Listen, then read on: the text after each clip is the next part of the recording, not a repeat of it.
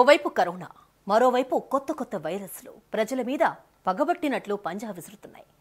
Covid మహమ్మారి తగ్గుముఖం పట్టిందని ఊపిరి పీల్చుకునేలోపు దాని కొత్త వేరియంట్లు జనాలను ఆందోళనకు గురిచేస్తున్నాయి. అది చాలదన్నట్లు సరికొత్త వైరస్ భయం వెంటాడుతోంది. తాజాగా భారత్లో ఆఫ్రికన్ స్వైన్ ఫ్లూ భయాందోళన రేకెత్తిస్తోంది. త్రిపురలో జంతు వనరుల అభివృద్ధి శాఖ నిర్వహిస్తున్న ఫామ్లో ఈ ఆఫ్రికన్ స్వైన్ ఫ్లూ కేసులు వెలుగు చూశాయి. సెఫోహిజాలా జిల్లా దేవీపూర్ ఫామ్లో ఈ కేసులు బయటపడుతూ ఉండడంతో అధికారులు అప్రమత్తమయ్యారు. తక్షణమే అగర్తలా డిసీజ్ ఇన్వెస్టిగేషన్ కేంద్రానికి చెందిన నిపుణుల బృందం ఆఫ్రికన్ స్వైన్ ఫ్లూ మీద ఆరా తీస్తున్నారు.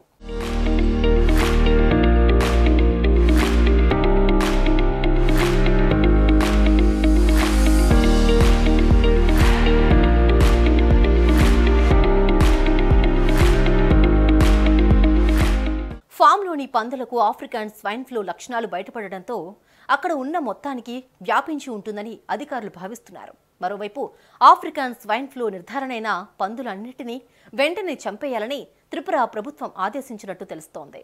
వీటిని చంపిన తర్వాత 8 అడుగుల లోతైన గుంతలో పాతిపెట్టనున్నారు. ఈ ఫామ్లో 265 పందులు, 185 పంది పిల్లలు ఉన్నాయి. వీటిలో 63 పందులు గుర్తు తెలియని కారణాలతో చనిపోయాయి.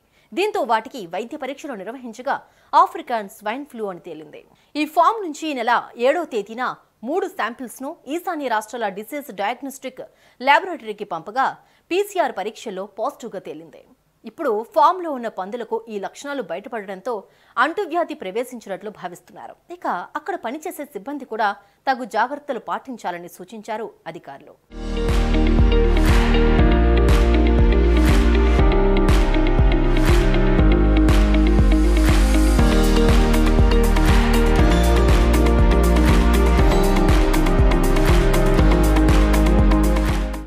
ఫామ్ కి 1 కిలోమీటర్ పరిధిలో వ్యాధి వ్యాప్తిని అరికట్టడానికి పందులను చంపి పాతి పెడుతున్నారు.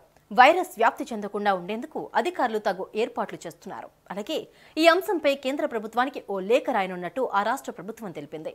ఇటీవల మిజోరాంలో కూడా ఆఫ్రికన్ స్వైన్ ఫ్లూ వెలుగులోకి చూసింది. పందుల మరణాలకు కారణమయ్యే ఈ వైరస్ మానవులకు వ్యాప్తి చెందే అవకాశం తక్కువే ఉండటంతో ఊపిరి పీల్చుకుంటున్నారు. ఆఫ్రికన్ స్వైన్ ఫ్లూ సోకిన పందుల్లో సాధారణ స్వైన్ ఫీవర్ మాదిరిగానే లక్షణాలుంటాయి. అలాంటి పందుల్లో విపరీతమైన జ్వరం, నీరసం, ఆకలి మందగించడం, చర్మం ఎర్రగా ఉండటం, చర్మం పైభాగాలు నల్లబడడం వంటి లక్షణాలు కనిపిస్తాయని అధికారులు చెబుతున్నారు. అయితే ఈ వైరస్ నుంచి మనుషులకు ఎలాంటి ప్రమాదం ఉండదని నిపుణులు అంచనా వేస్తున్నారు.